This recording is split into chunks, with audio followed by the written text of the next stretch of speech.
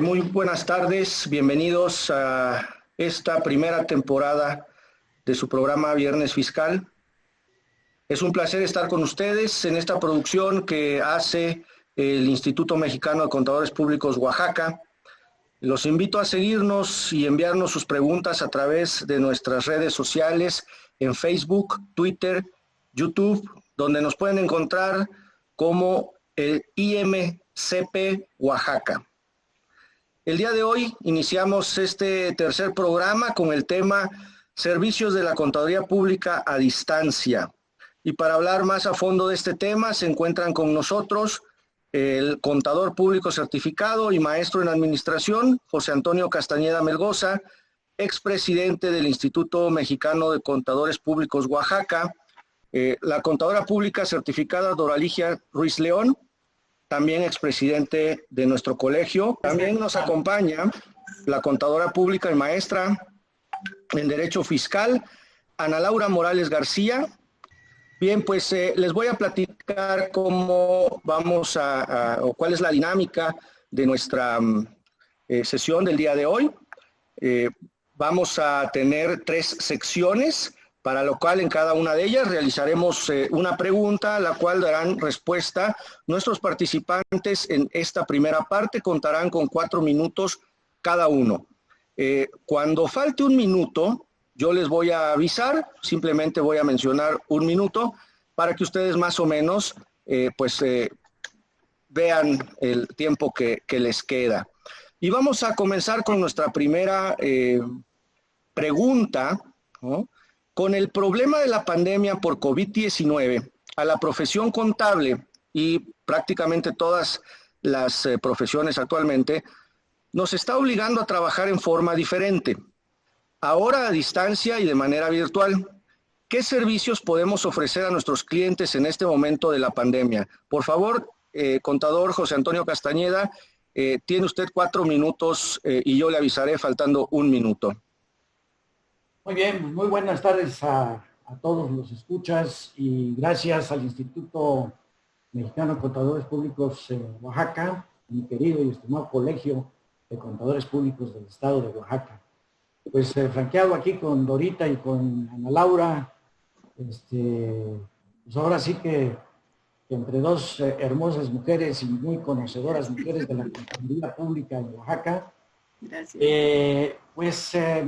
Yo creo que la parte, como dijiste hace un momento, Rafael, a todos ha afectado la pandemia, ¿verdad? A todos ha afectado la pandemia. Déjenme poner algunos ejemplos. El día de hoy, en la mañana, como a las 8:30 de la mañana, recibí una llamada telefónica que decía, ¿desea usted escuchar la palabra de Dios? Yo le dije, mire, pues muy amablemente, siempre respeto mucho los apostolados que hacen, yo soy católico y yo le agradezco mucho su llamada y me dice la señorita, estoy totalmente de acuerdo con usted, Jeremías 9:11. Fíjense ustedes nada más, ya los requerimientos y las necesidades que se manejan en todos los ámbitos, no solamente en las partes de profesiones. Veo que me llega comida de Carmelita, de Oaxaca, así como del Almorcero. Yo vivo en Puebla, aquí tienen ustedes su casa, del Almorcero de Puebla o de Carmelita de Oaxaca al Alto Vacío. Pues hoy festejamos un onomástico en la casa y nos trajeron comida de PF Chang. O sea, a todos los ámbitos, Oaxaca, Puebla, cuestiones internacionales, etcétera, modificando su forma de trabajar, El que me lava el automóvil aquí en el fraccionamiento, me lo sanitiza, me lo desinfecta, hablando correctamente, me lo desinfecta, ya también ellos han cambiado. Pero esto hay que ver una cosa, no es nuevo. Tengo inclusive una presentación de lo que es la tecnología y por qué el contador público no utiliza la tecnología como debe de ser. Bien, aquí viendo todos estos detalles, encontramos a los jardineros, encontramos a la construcción, encontramos a todo absolutamente, ya desde hace tiempo utilizando la tecnología para la construcción y el contador público, por desgracia, nosotros creemos que sí, pero por desgracia, y en Acapulco se molestaron una vez conmigo cuando dije que era la profesión más atrasada desde el punto de vista de tecnología, y realmente se molestaron. Yo quiero mucho a mi profesión, soy premio nacional, de aquí he comido, de aquí han comido mis hijos, etcétera, pero desgraciadamente no se ha podido trabajar como debe de ser. Bien, pues ya pasándolo al área contable, es muy importante decir que todas las áreas podemos seguirlas cumpliendo siempre y cuando tengamos la inteligencia, y más que inteligencia, el ingenio de cómo prestar ese servicio, ¿verdad? Ya no vamos a poder tener ese acercamiento con el cliente para dar nuestra consultoría, o en la parte financiera, ¿verdad? Un minuto. El consultor ahora tiene que estar manejando por esta vía. Nosotros usábamos otra, inclusive en el despacho, ya de tiempo atrás. Para mí esto no ha sido nuevo durante muchos años. El financiero, el fiscal, pues la misma, llevar la contabilidad, la asesoría de negocios, la auditoría. Aunque hay que ver aquí, en cuestiones de auditoría, nuestra presencia en muchos procedimientos tiene que ser todavía, y no tenemos la capacidad tecnológica para llevar a cabo, pues ya se me terminó el tiempo, nada más quiero terminar con arqueos, por ejemplo, o la vista de los inventarios físicos, etcétera. Muy amable, muchas gracias. Muy bien, muchas gracias, contador, por su respuesta. Y tiene la palabra la contadora pública certificada Dora Ligia Ruiz León. Su micrófono, contadora. Buenas tardes a todos. Gracias por invitarme para dar una opinión sobre este tema.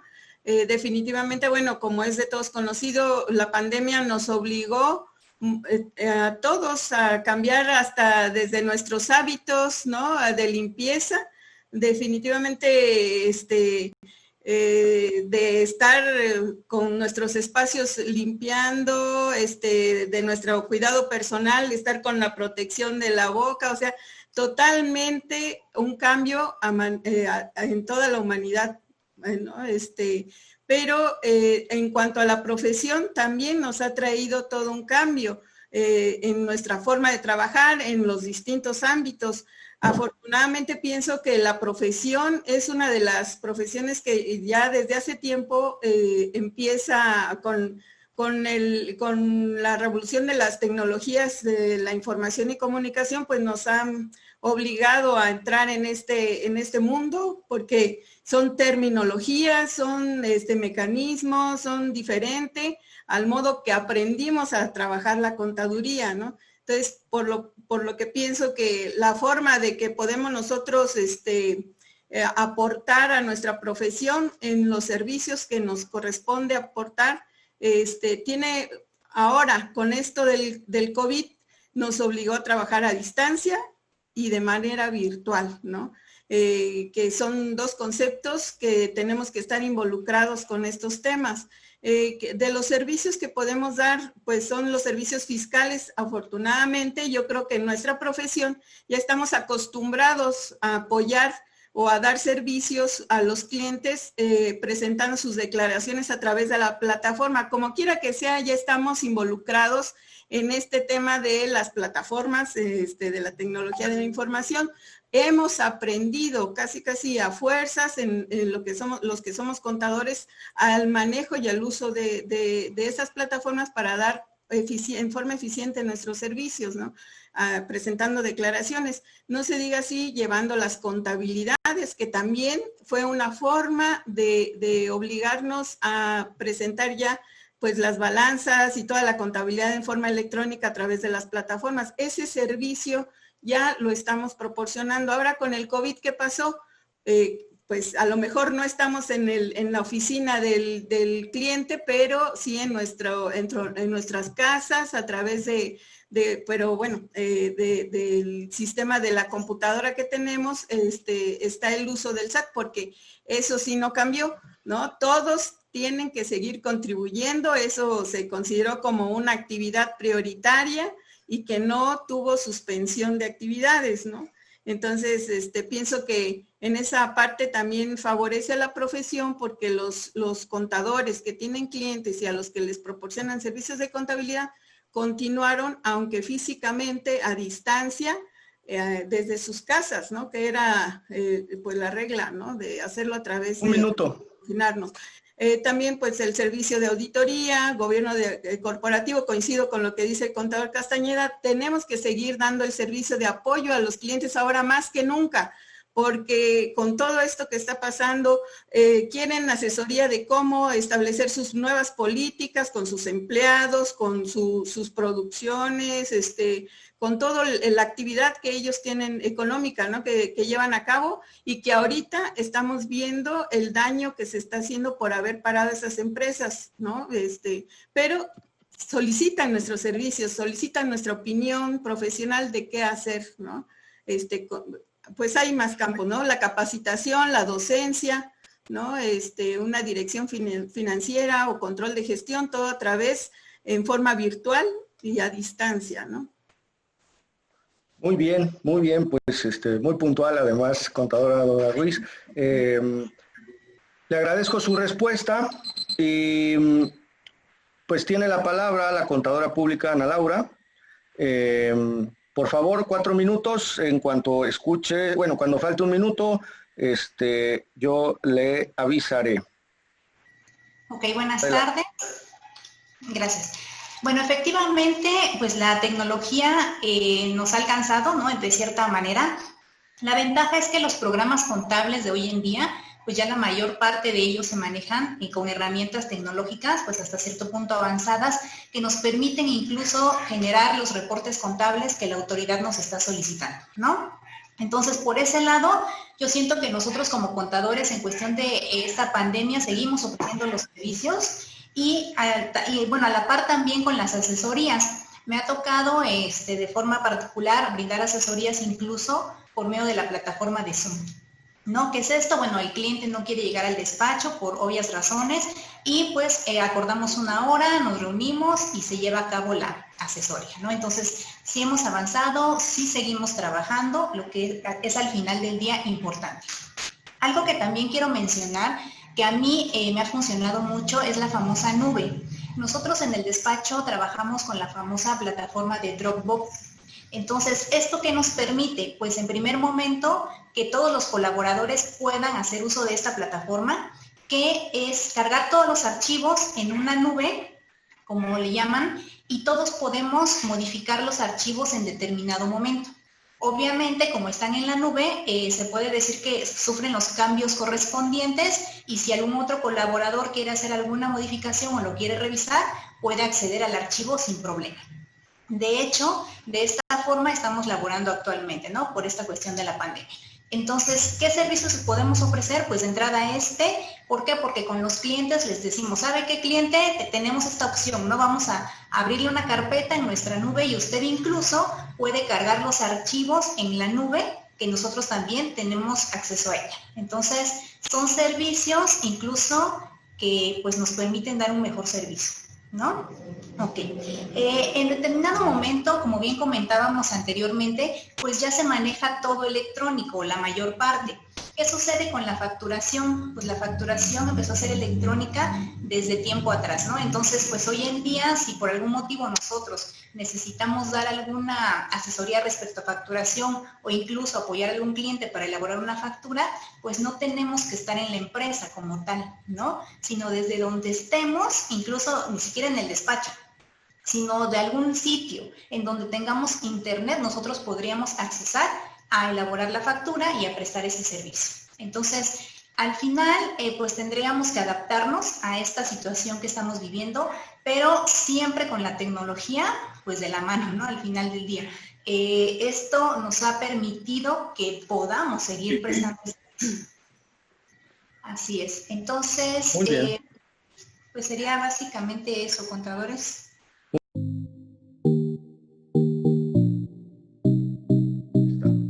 Muy bien, contador, pues le agradezco su amplia respuesta y sin duda es algo que nos pone a todos en riesgo finalmente. A continuación vamos a tener la respuesta y repito la pregunta. ¿Cuáles son las implicaciones fiscales de la presentación u omisión de los avisos de socios y accionistas al Registro Federal de Contribuyentes? Tiene la palabra el contador público y maestro Sergio Vázquez Pacheco. Adelante, Checo. Hola, gracias amigos. Muy buenas tardes. ¿Y qué les puedo decir? Si ya lo dijeron todo, ¿verdad? Ya lo dijo todo Eder y Robert, ya me ganaron lo que tenía en mente de decirles. Pero bueno, algo tiene que salir, ¿verdad? Antes que nada les agradezco la invitación, le agradezco la invitación al Colegio de Contadores y desde luego a mis amigos aquí, compañeros de este panel, desde luego les agradezco también el permitirme estar compartiendo este tema con ellos. Sí, bueno, en cuanto a las implicaciones y ya dando respuesta a la pregunta, a las implicaciones fiscales de la presentación o omisión de estos avisos, yo creo que veo un caso más ahora sí, como decimos, de la Rosa de Guadalupe, ¿verdad? Porque pues con errores, como siempre, la autoridad siempre, o el legislador dejando vacíos en la ley y dándole permiso, dándole entrada a que la autoridad pueda legislar a través de una resolución miscelánea y dejando y generando incertidumbre, como lo decía Roberto, generando incertidumbre al contribuyente, inseguridad jurídica en ese sentido, toda vez que, pues si bien es cierto que contextualizando este tema, podemos decir que la obligación nace a raíz del artículo 27, reformado a partir de enero de 2020, mismo en el que pues, se adicionaron las dos fracciones importantes, que fue en el apartado B, sobre todo en la fracción 5 y en la fracción sexta, relacionadas con una obligación para aquellas personas morales, ¿verdad? Para las personas morales, en presentar ese aviso con nombre, un aviso con el nombre y el RFC de los socios o accionistas. Sin embargo, como bien lo comentaba el contador Eder, esto se tiene que hacer en términos de lo que establezca el reglamento del Código Fiscal de la Federación.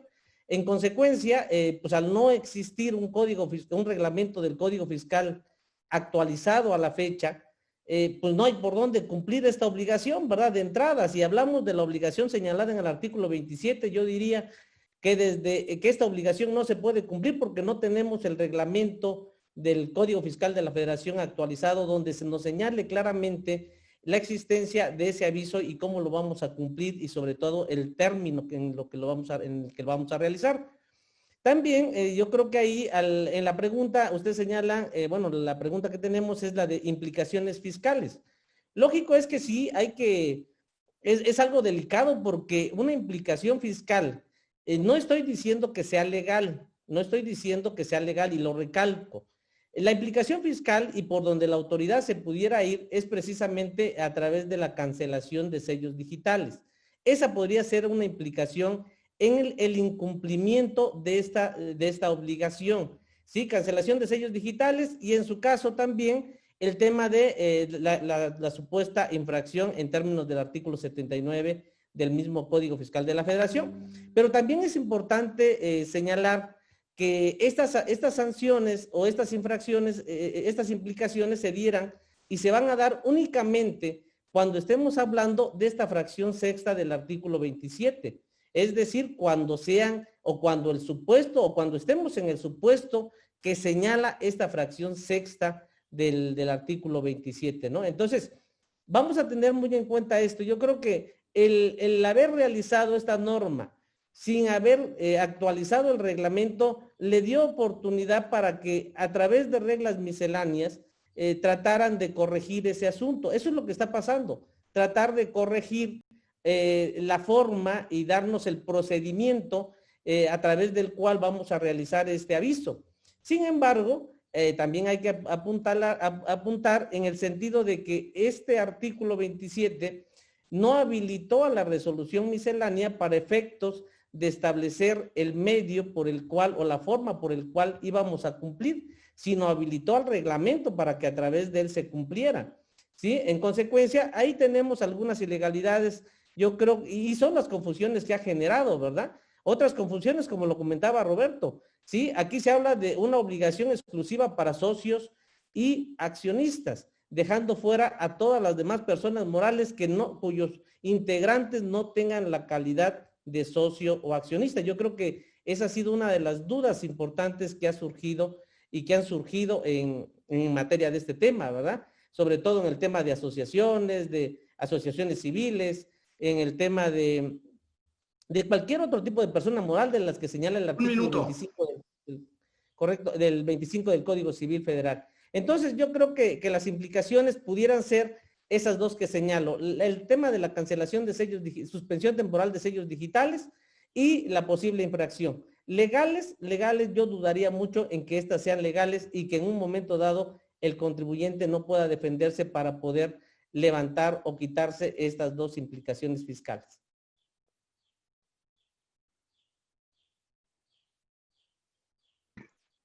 Tenía yo mi micrófono cerrado. Muchas gracias, Checo, era mímica, contador y maestro. Además, no, sin duda esto es un tema bastante interesante y esto que comentan y coinciden, ¿no? La cancelación de los sellos, pues implica una serie de problemas gravísimos para las empresas, porque independientemente de que la Secretaría de Hacienda te cancele los sellos, te exige que sigas pagando, y al dejar de facturar, finalmente tus clientes también te dejan de pagar.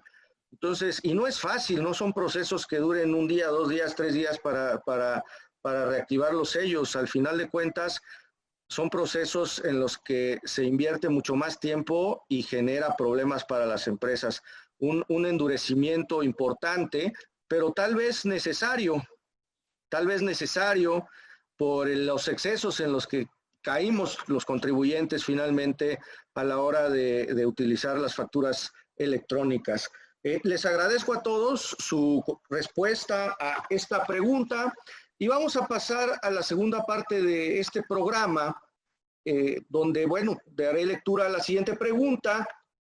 Vamos a manejar exactamente el mismo espacio de tiempo para cada uno de ustedes. Cambiaremos el orden. Empieza con esta pregunta el contador Luis Roberto, después tendremos la participación de Sergio Vázquez y por último de Eder Eleazar. La pregunta es: ¿cuáles son los actos de fiscalización tratándose de los avisos de socios y accionistas al Registro Federal de Contribuyentes? Bien, gracias, Rafa. Pues en sí, actos de fiscalización ahorita evidentemente no hay. Lo que debemos de considerar es qué puede hacer la autoridad. Es decir, cuál sería su facultad, ¿no? Evidentemente nos dio un plazo al 30 de junio para arrancar con esta obligación, y de ahí, cada vez que haya un cambio en la situación accionaria de cada persona moral, tendría que presentar su aviso. Sin embargo, repito, ¿qué es lo que pudiera hacer la autoridad? Y parte es de lo que ya mencionamos hace rato. Bueno, a juicio de la autoridad, si algún contribuyente es omiso en la presentación del aviso, pues evidentemente tendría que ejercer sus facultades hacia exigir el cumplimiento de esa obligación por ser omiso. Pero paralelamente a ese requerimiento que pudiera ser de no haber presentado el aviso estando obligado, que evidentemente nosotros tendríamos la facultad de justificar por qué no lo presentamos, si es que nosotros considerábamos que no estábamos obligados, pero eso sería el primer punto de partida. Y luego, lo que ya hemos mencionado, que tiene que ver con la cancelación de sellos digitales, que yo creo que es la parte más significativa. ¿Por qué digo que es la más significativa? Porque aun cuando ya se modificó el procedimiento para cancelar los sellos digitales, realmente nos tiene que hacer una invitación y nos tiene que suspender, bueno, sería su procedimiento, nos suspendería temporalmente los sellos y nos daría un plazo para hacer la aclaración. Ese sería el paso en el cual nos coloca en desventaja, porque tenemos que hacer la aclaración de que no somos o no estábamos obligados, y por lo tanto no debemos no debería de suspendernos el sello digital. En conclusión, yo digo que la autoridad tiene esos dos caminos. Uno, requerirnos la presentación del aviso. Nosotros tendríamos que atender ese requerimiento para decirle por qué sí o por qué no. Si nosotros nos damos cuenta que sí estábamos obligados a presentar el aviso, subsanar la obligación. Evidentemente, en este sentido, probablemente nos quiera imponer una multa, pero adicionalmente, repito, la parte complicada es el procedimiento para cancelar los sellos digitales. Ese es el procedimiento que yo creo que es el delicado, porque nos deja prácticamente a expensas de la autoridad. Nosotros tendremos que hacer la aclaración. Ellos tienen un plazo para verificar si efectivamente no nos debe cancelar los sellos o sí, y si nos cancela los sellos de manera definitiva, entonces tendremos que ir a un proceso de defensa ya con todas las formalidades, inconformándonos con la actuación de la autoridad. Esto, repito, lo dije hace rato, al margen de la legalidad o ilegalidad de la presentación del aviso, que ya lo hemos mencionado desde el principio, ¿no? Repito, tenemos obligación en términos del 27 del código, no tenemos reglamento del código, no habría cómo cumplir. A través de no tener ese reglamento, la autoridad, con base en una regla miscelánea, nos impone la obligación de presentar el aviso a más tardar el 30 de junio, y si a juicio de ellos no lo presentamos estando obligado, es cuando pudiera actuar la autoridad de esas dos maneras que acabo de mencionar. Entonces, yo digo, estoy plenamente convencido que ante la inseguridad jurídica en que nos podemos ubicar precisamente con esta obligación nueva, y que aun cuando venció el plazo el 30 de junio yo puedo cumplir de manera espontánea todavía, valdría la pena considerar, precisamente por el riesgo que implica la cancelación, aunque sea temporal, de los sellos digitales, yo digo que tendríamos que analizar a cada quien en lo particular si presento el aviso o no lo presento. Es decir, si yo soy una persona moral que nunca ha tenido cambio de socios desde su constitución, yo presento el aviso. Entre que si estoy obligado o no estoy obligado, decido presentarlo, lo que va a pasar es que la autoridad me puede contestar que era innecesario, pero ya no me coloco en el supuesto de ser omiso. Si yo considero que no debo de presentarlo, pues no lo presento, porque yo digo, desde que me constituí no tengo por qué presentar ese aviso, porque no ha habido ningún cambio, y entonces yo digo que la autoridad va a tener que iniciar primeramente el considerar que sí estábamos obligados a presentarlo con base en la resolución miscelánea, y va a tratar de hacer el requerimiento del cumplimiento de la obligación, y evidentemente si yo cumplo con el aviso, lo más que podrá hacer es imponerme una sanción económica, una multa con base en el 79 o el 80, perdón, del código, el 79 la infracción y el 80 la sanción. Y yo digo que ese sería el actuar de la autoridad, o a eso estoy expuesto. Excelente, excelente. Muchas gracias, maestro. Es el turno del contador público Eder Eleazar Vázquez. Y bueno, le repito, la pregunta es: ¿cuáles son los actos de fiscalización tratándose de los avisos de socios y accionistas de RFC? Por supuesto, están abiertos los micrófonos. El tuyo no está abierto, Eder. Dale clic ahí. No, ya. Bueno, para empezar, permítanme aclarar lo siguiente. La realidad es que a través de ese tipo de avisos no se está llevando un acto de fiscalización. Recordemos que las autoridades fiscales normalmente y en los últimos años han estado ejerciendo lo que se llama facultades de gestión, que no traen los mismos objetivos que una facultad de comprobación y que les resulta más productivos porque tienen que ver con el actuar del contribuyente. Este artículo 27 en lo particular para mí se volvió muy preocupante en relación a que desaparece el 41B en el Código Fiscal del año pasado, pero es involucrado el artículo 27.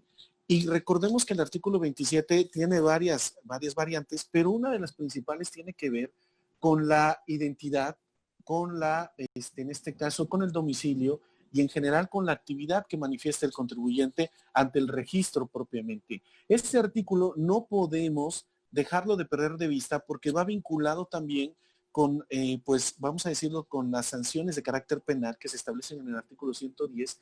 Y a mí lo preocupante es que la autoridad considere o vaya a manifestar que los datos asentados a dicho registro, cualquiera que sea en las vertientes que es personalidad, domicilio, actividad económica, y pueda ser considerado como datos falsos al Registro Federal de Contribuyentes y por lo tanto pues vaya a llevarse a cabo un procedimiento de carácter penal, el cual puede ser muy complicado para el contribuyente. Recordemos también que otra de las cuestiones que, como preámbulo, es que el contribuyente a partir también de este año se va a ver involucrado en un proceso de querer, de desear o de comprobar esta situación que estoy mencionando ante la autoridad fiscal con el único fin de que le permitan la generación de la firma electrónica avanzada. Eso lo podemos ver en el artículo 17D del mismo Código Fiscal de la Federación. Ahora, también quiero ser muy claro, y esto lo hago a título personal, no coincido con algunos comentarios en el sentido de que el aviso, la falta de presentación del aviso traería una sanción y por lo tanto una infracción y por lo tanto una sanción. Porque si leemos detalladamente el artículo 79 en relación con el 80, como lo mencionó el contador Sergio, dice, pues hay que presentar el aviso. Sí, pero si el aviso no está señalado en el reglamento, pues entonces, ¿qué voy a presentar? Dos, siempre se ha venido manifestando que de hecho, él sabrá y se sabe que hay reglas en resolución miscelánea que establecen para los fedatarios la obligación de manifestar el RFC dentro de todos los documentos notariales. Lo que llega a preocupar aquí es que resolución miscelánea se extralimite, presente elementos y que lo ha estado haciendo ahorita como tema de cuestión accionaria, que no están señalados propiamente en el Código Fiscal ni en las disposiciones correspondientes, y que muchos, lo que se hizo fue adjuntar actas constitutivas que realmente no, muchas de ellas no fueron protocolizadas, muchas de ellas no se encuentran en el registro público, y que fueron desechados sus avisos en relación a que para los efectos del SAT pues estaban manifestando datos de personas que en su momento pues no tienen, no tenían o no se tiene la obligación de manifestar o de estar dados de alta en el registro Federal de Contribuyentes. Entonces hay que visualizar bien, desde mi punto de vista hay que manifestar, hay que leer de forma clara, porque no caemos en los supuestos, Lo que sí es que el mismo artículo 27, lo que es preocupante es que empieza a manifestar facultades, que vuelvo a decir, son facultades de gestión, que realmente lo único que están llevando a cabo es aclárame a través de procesos, y los procesos se encuentran en resolución miscelánea y van a estar siempre a escrutinio de la autoridad. Entonces hay que convencer a la autoridad, hay que demostrar cuestiones a la autoridad, manifestando de más documentación que muchas veces pues lo único que genera es una problemática para el contribuyente. Muy bien, muchísimas gracias por tu respuesta, contador.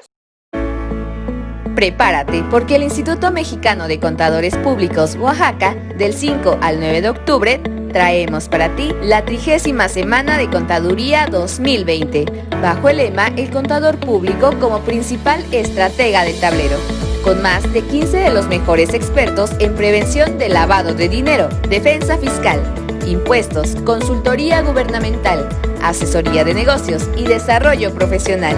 Es un evento que no te puedes perder. Recibe 25 horas de capacitación, acceso para ti y otra persona, feedback de los expositores, y si realizas tu pago antes del 21 de septiembre, obtén hasta un 15% de descuento y un 10% antes del 28 de septiembre. Prepárate y sé la estratega que el negocio necesita.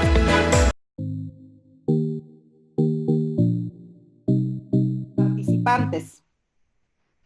Vamos a leer el día de hoy dentro de nuestro programa de la Ley de Disciplina Financiera de las entidades y los municipios. En esta ocasión tenemos los siguientes invitados para que nos hablen del programa. Vamos a hacer la presentación de nuestros invitados. La contadora certificada Edith Jarquín Ortiz. Ella es licenciada en Contaduría Pública por la Universidad Benito Juárez de Oaxaca. Enseguida tenemos al contador público Daniel Gutiérrez. Él es licenciado en Contaduría Pública por la Universidad Benito Juárez de Oaxaca. Enseguida tenemos al contador público Cándido Ramírez Carmona. Él es licenciado en Contaduría Pública por la Universidad Benito Juárez de Oaxaca. Pues empezamos con la primera pregunta. ¿Qué es la disciplina financiera? ¿En qué contexto se aprueba la Ley de Disciplina Financiera de las entidades y los municipios? ¿Y quiénes son los sujetos obligados a su cumplimiento. Pues damos paso con esta primera pregunta con la contadora Edith Jarquín. Por favor, contadora, tiene usted 5 minutos y a 4 minutos le avisaré que le queda solamente 1 minuto. Gracias. Muchas gracias, contadora Reina. Muy buenas tardes a todos. Primero que nada, quiero agradecer al Colegio de Contadores Públicos del Estado de Oaxaca la invitación para poder participar el día de hoy y compartir con mis colegas Daniel Gutiérrez y Cándido Carmona. Contestando a la primera pregunta, contadora Reina, decir que disciplina financiera es un término que se encuentra enmarcado justamente en esta ley de disciplina financiera de entidades federativas y municipios. Es el cumplimiento de las disposiciones y los principios en materia de responsabilidad hacendaria. Es también el cumplimiento de las reglas y los criterios en materia de planeación, programación y presupuestación del ejercicio también del gasto, de la contratación de la deuda, de las diferentes obligaciones también que contratan los entes públicos. Esto lo marca la ley, que tiene que ser en un marco ordenado, de manera sostenible, de tal forma que los entes públicos cuenten con los recursos suficientes para poder hacer frente a las necesidades pues que demanda la población en general. Ahora bien, todos estos proyectos que se financian a través de la deuda tienen que estar también soportados en los planes estatales y municipales de desarrollo. Y el término sostenible pues también tiene que ver con el tema del medio ambiente, que sean proyectos que generen ingresos, pero también que se cuide el medio ambiente. La disciplina financiera también se refiere a tener balances presupuestarios sostenibles. Esto significa que al cierre del ejercicio fiscal, los entes públicos, el resultado de estos balances sean mayores o iguales que cero. Esto considerando el momento contable devengado. Ahora bien, ¿en qué contexto se aprueba esta ley de disciplina? Esta ley de disciplina financiera se aprueba a raíz de un análisis que realiza el gobierno federal en un momento en el que se da cuenta que hay un excesivo endeudamiento por parte de algunos estados, hay que decirlo. El ejemplo más claro creo que lo tenemos en Coahuila, donde incluso hubo ocultamiento de información. Hay estados también como Nuevo León, Chihuahua, Veracruz, que fue un caso muy sonado también. Entonces, fueron estos estados los que de alguna manera tuvieron un endeudamiento desmedido. Al analizar toda esta situación, el gobierno federal se da cuenta que esto se debe a deficiencias en toda la gestión del ingreso, del gasto, pero también de la contratación de la deuda y las obligaciones. Ante esta situación, el gobierno federal decide, pues, poner un fin, por así decirlo, una solución de manera integral y resolver este tema que estaba dañando ya algunos estados de la República. Si bien no era un tema que ponía en riesgo las finanzas públicas a nivel país, revisando a detalle cada estado de la República, pues sí se podía ver que esos estados que comenté tenían ya una fuerte falta de liquidez para hacer frente a sus necesidades. Por esa razón, el gobierno federal pues decide prácticamente de manera integral solucionar este tema, y esta buena intención del gobierno federal se ve reflejada en algunas modificaciones, en algunas adiciones que hace desde la Constitución. Estos cambios se ven reflejados en la Constitución el 26 de mayo de 2015. Es ahí donde se reflejan estos cambios de disciplina financiera y es como se aprueba esta ley de disciplina financiera finalmente. El 27 de abril de 2016 se publica y a la fecha ya cuenta con una reforma del 30 de enero de 2018.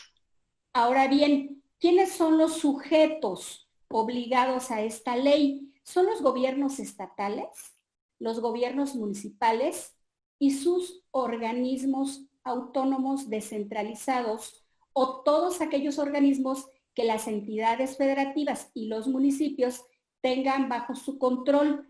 Ese sería mi comentario a la primer pregunta, contadora Reina. No sé si agoté el tiempo o tengo tiempo aún para hacer algún otro comentario.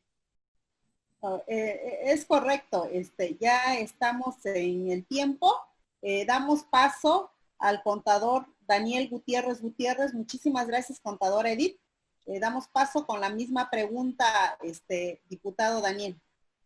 Muchas gracias, contadora Reina, Miguel Santillán. Saludo a mis compañeros, la contadora Edith Jarquín y el contador Cándido Ramírez Carmona. Quiero agradecer al Colegio de Contadores Públicos por la invitación. Saludo a todos los presentes. Hablar de disciplina financiera es hablar de una toma de decisiones correcta.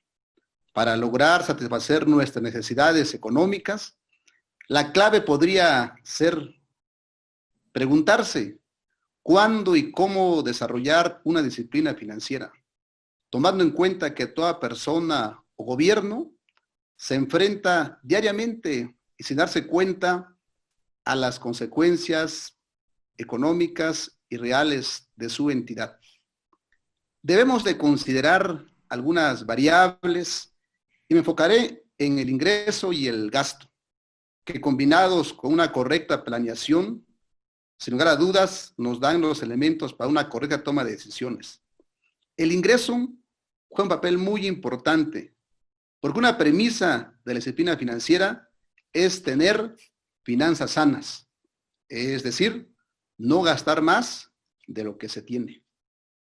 Resulta siempre necesario tener un plan para que la distribución del ingreso permita una liquidez suficiente para cumplir con compromisos fijos de familia o empresa, como por ejemplo, pagar a proveedores o pagar impuestos. Con lo anterior se generan condiciones favorables para el desarrollo de toda organización, sea a corto, mediano o largo plazo. Sin embargo, al hablar de la disciplina financiera, pues entramos en un contexto legislativo muy interesante. El 11 de febrero del 2013, se presenta al Congreso de la Unión la iniciativa de reforma constitucional y una legislación secundaria en materia de disciplina financiera para entidades federativas y los municipios. Después de 2 años de un gran trabajo y una vez aprobado por la mayoría de los consejeros locales, la reforma constitucional entró en vigor el 27 de mayo de 2015. El artículo 2 transitorio de dicha ley establece un plazo de 90 días naturales para la promulgación de las leyes secundarias. La Cámara de Diputados, la instancia legislativa de origen, aprobó dicha ley el día 3 de diciembre de 2015 y el Senado lo aprueba el 15 de marzo del 2016. Y entonces nos preguntamos, de acuerdo a la ley, ¿qué significa la disciplina financiera?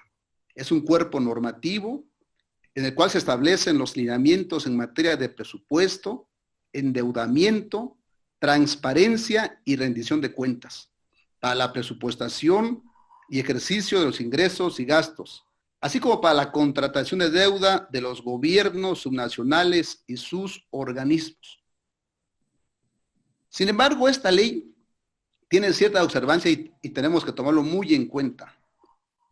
Las disposiciones en materia de disciplina financiera es muy importante, sobre todo la aplicación de las reglas y criterios en el manejo de los recursos públicos, la contratación de las obligaciones de los entes públicos que aseguren sobre todo una gestión responsable, sostenible y con finanzas públicas, generando condiciones favorables para el crecimiento económico, el empleo y la estabilidad del sistema financiero.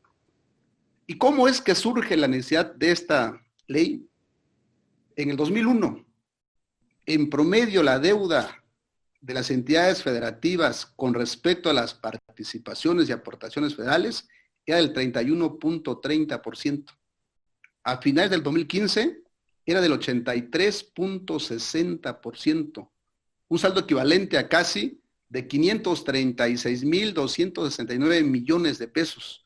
Dicho nivel de endeudamiento estaba arriba del 3% del PIB, lo que no representaba un riesgo para las entidades públicas nacionales. Sin embargo, para unas entidades federativas y municipios, lo que ha incurrido en un nivel de deuda muy complicada, con esta legislación se propuso una regulación para fortalecer el desempeño financiero responsable de las entidades federativas y los municipios. La problemática que se identificó en los niveles de endeudamiento público de algunas entidades federativas y algunos municipios se consideró impostergable. Por lo consiguiente, en ese momento se creó una coyuntura no solo para salir del lugar, sino que simplemente es para darle otra viabilidad.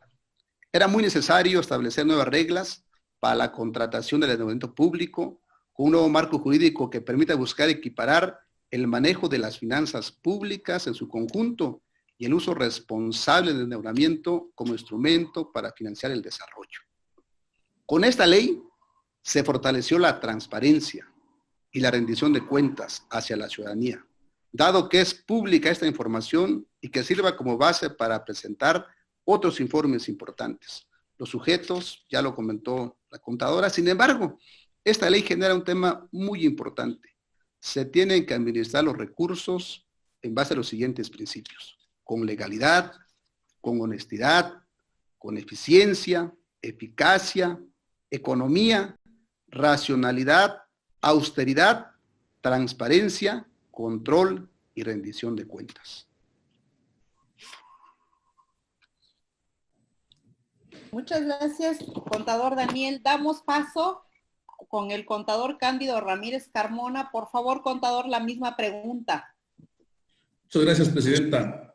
Antes que nada, saludo a quienes nos escuchan, a quienes nos ven. Gracias por su atención. A mis dos compañeros de la Comisión de Sector Gobierno que trabajamos para poder estar con ustedes el día de hoy, Daniel Gutiérrez y Edith Carquín. Y por supuesto mi reconocimiento al Consejo Directivo por esta iniciativa de este tipo de ejercicios. Me parece que son excelentes y ponen en algo que a mí nos había faltado, que es el enlace que debemos tener como profesionales de la contaduría pública con la sociedad. Y bueno, me parece que mis compañeros han dado datos concretos, han dado cifras respecto a lo que es la disciplina financiera.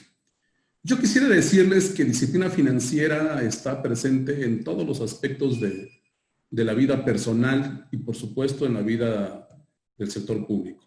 Y tiene que ver efectivamente con un tema de ingresos, con un tema de gastos, tiene que ver con un tema de toma de decisiones y tiene que ver con un tema de satisfacción de necesidades. Y en ese sentido, yo creo que el primer gran paso que se da en este país para concretar algo, un pendiente que teníamos, era empezar a ver a la administración pública como una serie de argumentos técnicos, como una serie de argumentos científicos, y empezar a crear una técnica que permitiera hacer el trabajo de administrar lo público en términos de eficiencia y eficacia. El primer paso que se da es la Ley de Contabilidad Gubernamental. Ahí está el primer inicio. Viene a soportarla la Ley de Disciplina Financiera. ¿Y a qué me refiero con esto? En el sector público estamos obligados a hacer únicamente lo que la ley establece, lo que la ley nos mandata, lo que la ley nos permite. Allá afuera en el sector privado, pues lo que en la ley no dice que no podamos hacer, lo podemos hacer. Aquí no. En el sector público tenemos que sujetarnos a un marco regulatorio, a un marco normativo, Y en ese sentido me parece que se están empezando en nuestro país a generar una serie de normas, de regulaciones que van orientando la actividad de la administración pública hacia ese fin, hacer lo que la ley establece, lo que nos permite y lo que nos obliga a hacer. Efectivamente, el contexto en el que se empieza a dar todo este andamiaje, y refiriéndome en concreto al tema de la ley de disciplina financiera, tiene que ver con ciertas señales que se empezaron a dar en las cuentas públicas. Y me parece que la clave está en ese comparativo que mencionaba el compañero Daniel, del 2011 hacia el 2015, ¿no? Aunque era el 3% del PIB, todavía el monto de deuda del país en relación a las participaciones federales empezaba a prender una luz amarilla. Eran algunos municipios, eran algunos estados. Me parece que la decisión que se toma es la correcta. Se establecen responsabilidades hacendarias, responsabilidades de eficiencia y eficacia en la gestión pública. Y es un tema de modificación constitucional. De la Constitución viene la ley secundaria, que es el objeto de esa charla, y de ahí viene la regulación.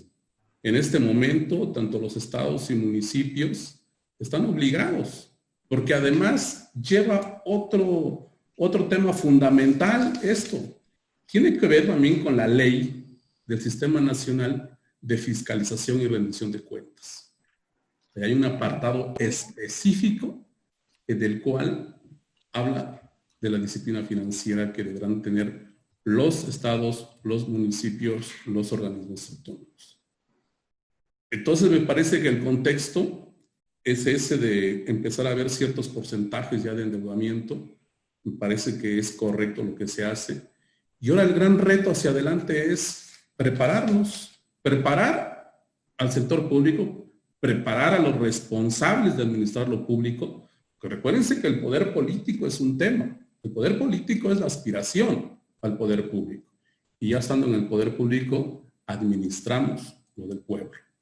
Y entonces lo que sigue desde mi punto de vista es preparar para que esta reglamentación, este conocimiento se lleve a la práctica y entonces sí, cumplamos con lo que la ley nos permite hacer dentro de la responsabilidad que tenemos en la administración pública.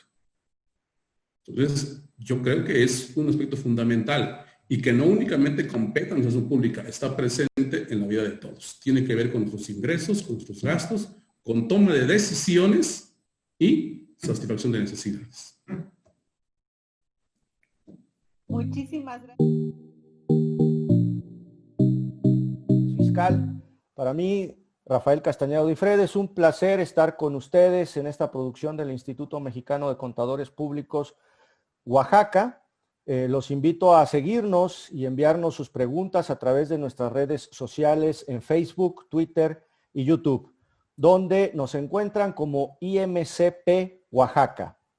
Bien, el día de hoy, como cada viernes fiscal, nos acompaña un panel de lujo para este programa y el tema que el día de hoy vamos a tratar. Es nuestro 7º programa de esta primera temporada y el tema es los impuestos y la corrupción. Y para hablar más a fondo de este tema, les presentaré a nuestros expositores y expertos. Voy a leer una pequeña semblanza de cada uno de ellos. Y bueno, nos acompaña la contadora pública certificada y maestra Rosa María Cruz Lesbros. Y a continuación leeré el currículum y semblanza de la contadora pública certificada y maestra Hilda Marisa Venegas Barbosa. Y también nos acompaña el doctor Ignacio Rentón Romero, a quien además conozco desde hace ya muchos años. La pregunta, y esta primera parte, van a ser 3 en total, es, y el orden va a empezar la maestra y contadora pública Rosa María Cruz. Después seguiría la maestra y contadora también, Hilda Marisa, y por último el doctor Ignacio Rendón. La pregunta es, ¿qué candados propone en los procedimientos de contratación pública de la Administración Pública Federal para evitar la contratación de las llamadas empresas fantasmas? El artículo 69b. Adelante, maestra Rosa María Cruz. Muchas gracias, Rafael. Un gusto compartir la mesa con estos dos colegas que tenemos varias coincidencias. Somos contadores, contadoras, fuimos presidentes de nuestros colegios de Guanajuato, de Santa Fe, Guanajuato, de Guerrero y de la Ciudad de México.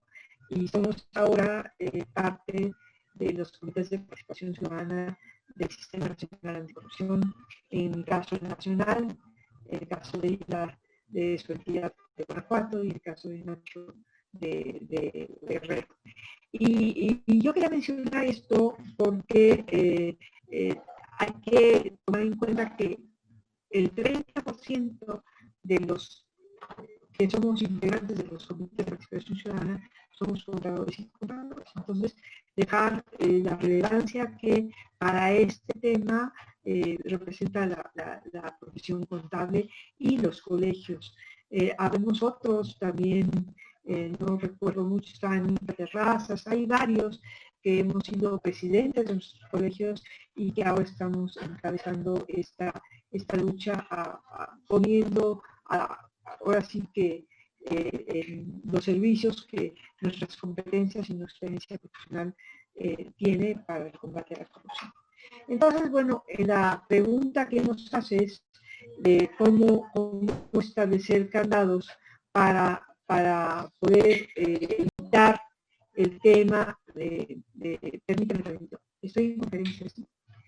Para poder, que no saben a quién está en conferencia, están aquí parloteando, entonces sí, cállense por favor. Pero bueno, ese es el tema de esta nueva normalidad. Pero bueno, ¿cómo establecer candados para que sucedan situaciones como las empresas fantasmas? Mira, yo creo que sí tenemos una buena norma. Yo creo que hay se tienen establecidas cómo no caer en estas situaciones y yo creo que lo que tiene que hacerse es la revisión de la aplicación de la norma. Yo, por ejemplo, en el caso de empresas fantasmas, hay una excepción que prevé la ley de adquisiciones de no tener que irse a una licitación, a una invitación restringida, cuando la compra va a ser a otra entidad pública, a otro ente público.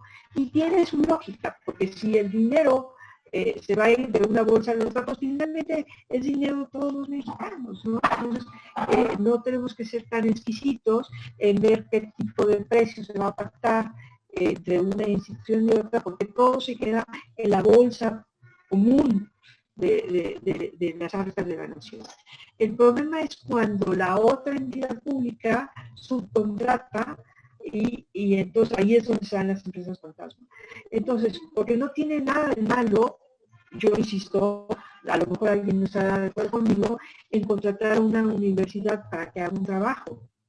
Si es que esta universidad tiene el espacio, las competencias, el personal idóneo para hacer el trabajo que se le está contratando. Por ejemplo, podemos hacer un estudio de viabilidad ambiental a la Facultad de Ciencias, que tendrá un área para hacer esa investigación y ese dictamen. No tiene nada de malo.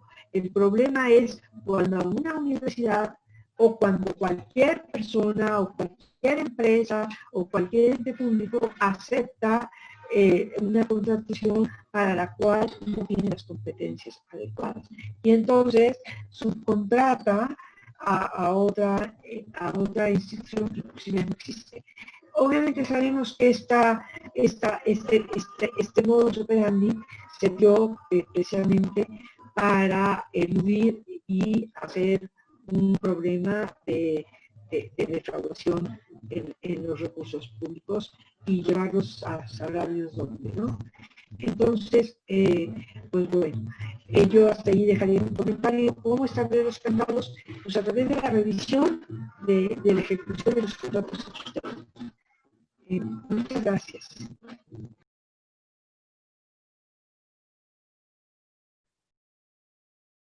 No se te escucha, Rafael. Perdón, perdón. Bueno, muchas gracias, maestra, por su comentario. Ahora es el turno de la maestra Hilda Marisa Venegas. Le voy a repetir la pregunta, maestra. ¿Qué candados propone en los procedimientos de contratación la Administración Pública Federal para evitar la contratación de las llamadas empresas fantasmas 69B? Muchas gracias. Bueno, coincido con Rosy en el sentido de que nuestra normatividad es correcta. ¿Qué es lo que nos falta? Lo que nos falta es exactamente que el SAT haga su chamba bien. Pero como candado, ¿qué pondría? Más bien sería restringir, no restringir, sino implementar, ¿verdad?, una medida desde el padrón de proveedores, desde el padrón que tenga los 3 órdenes de gobierno. Vamos, ¿en qué aspecto? Por ejemplo, bien sabemos que una empresa fantasma no es sencilla de detectar en el momento en que presta el servicio, ¿sí? En el momento que realiza las cosas. Y esto es una cadenita que ahorita explico. Pero al final del día, el mismo código fiscal, pues obviamente hay tiempos para que la empresa, si es detectada como empresa fantasma, ¿qué podría suceder? Que no es realmente una empresa fantasma, sino que por ciertas cuestiones cambió de domicilio, no se dio con el domicilio, cayó en empresa fantasma, en fin, una serie de cosas. Entonces, cuando empieza el proceso de que se defiende y que mete un recurso y en lo que comprueba que realmente es la empresa que está bien, pues obviamente hay todo un proceso. Incluso yo he conocido casos en donde realmente la empresa la ponen en una lista y resulta que tiene que defenderse, que tiene que hacer todo para comprobar que no es una empresa fantasma.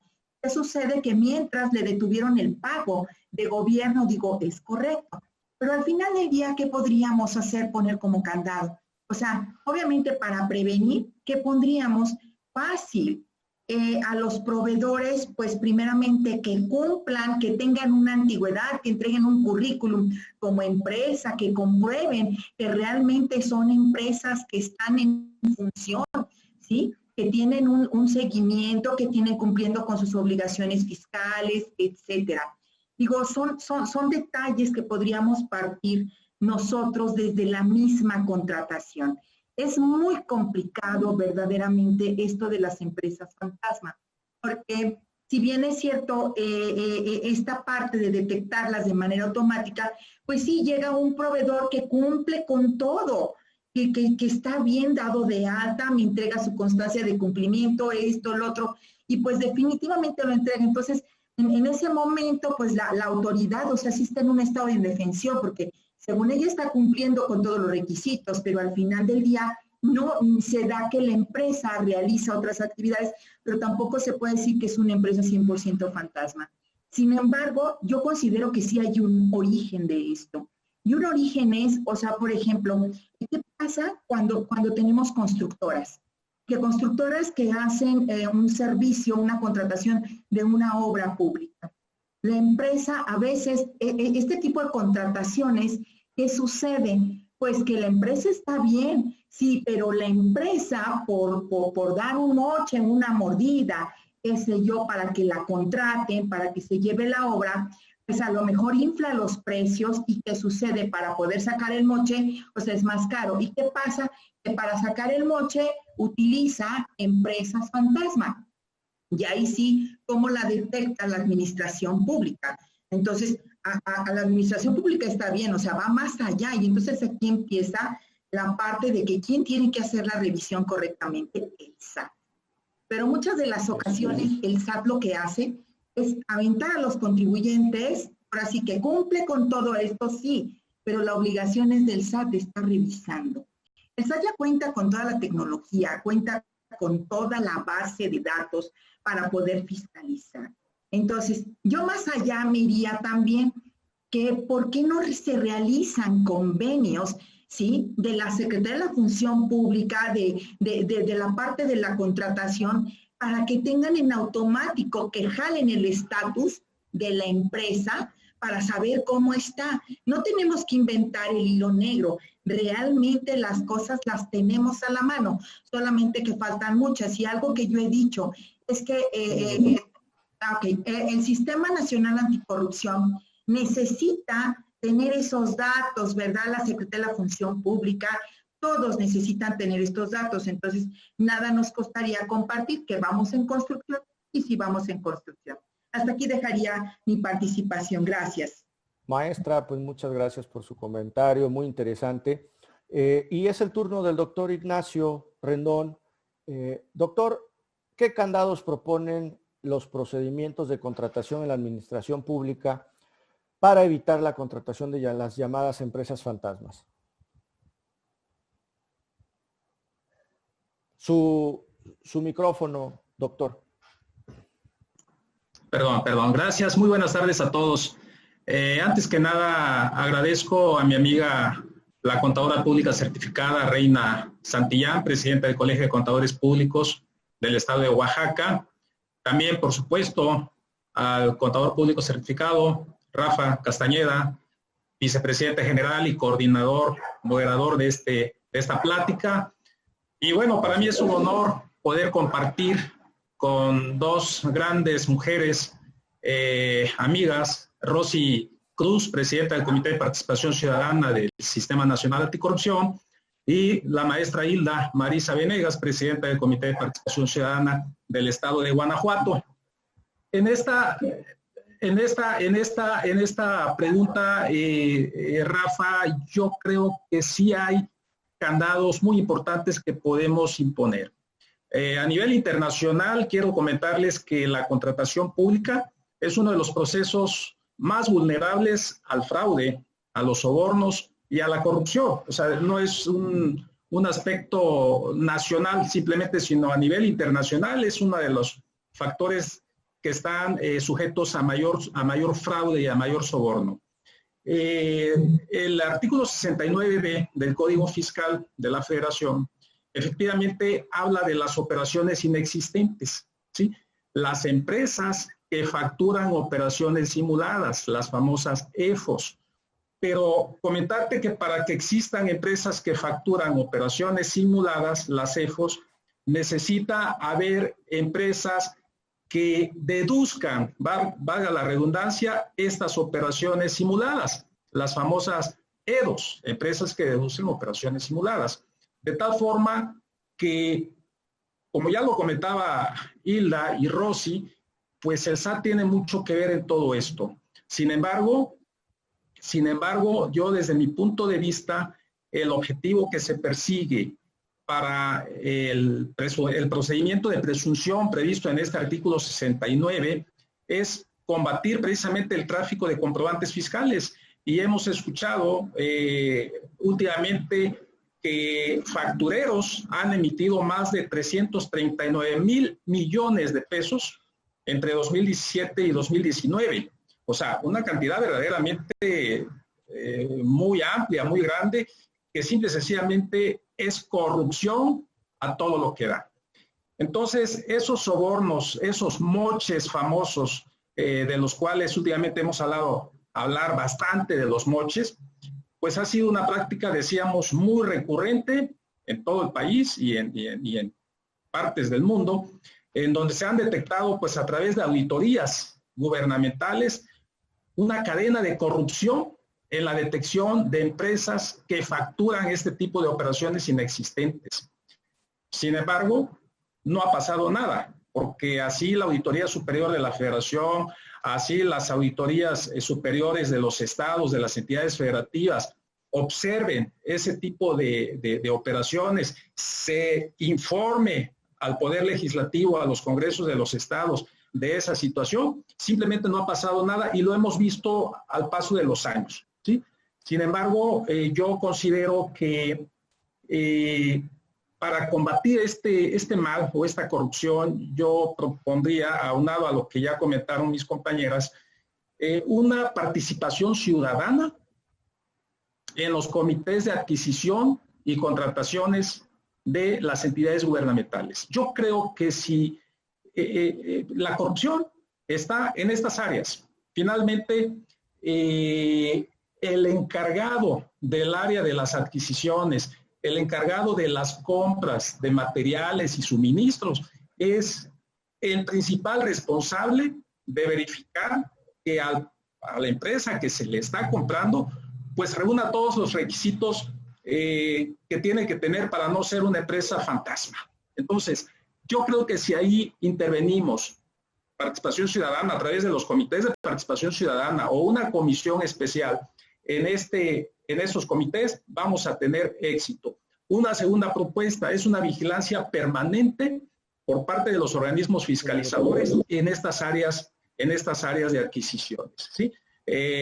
Sí ha habido fiscalización, pero muchas veces no del todo y no directamente. Auditorías especiales a estas áreas de adquisiciones sería una propuesta y una vigilancia permanente. Y la tercera propuesta sería registrar en el portal público del Sistema Nacional Anticorrupción, que bueno, todavía está en construcción, todo el proceso de adquisiciones y contrataciones de tal forma que pueda ser visible para todos los interesados, para toda la ciudadanía. Sería mi comentario, Rafa. Gracias, doctor, y les agradezco a los tres el hecho de sus respuestas. Sin duda es un reto mayúsculo que tiene el país y nuestro gobierno en luchar por eso. Ojalá el SAT tenga cada vez más recursos y elementos para poder luchar. Prepárate, porque el Instituto Mexicano de Contadores Públicos, Oaxaca, del 5 al 9 de octubre, traemos para ti la 30ª Semana de Contaduría 2020, bajo el lema El Contador Público como principal estratega de tablero, con más de 15 de los mejores expertos en prevención de lavado de dinero, defensa fiscal, impuestos, consultoría gubernamental, asesoría de negocios y desarrollo profesional. Es un evento que no te puedes perder. Recibe 25 horas de capacitación, acceso para ti y otra persona, feedback de los expositores, y si realizas tu pago antes del 21 de septiembre, obtén hasta un 15% de descuento y un 10% antes del 28 de septiembre. Prepárate y sé el estratega que el negocio necesita.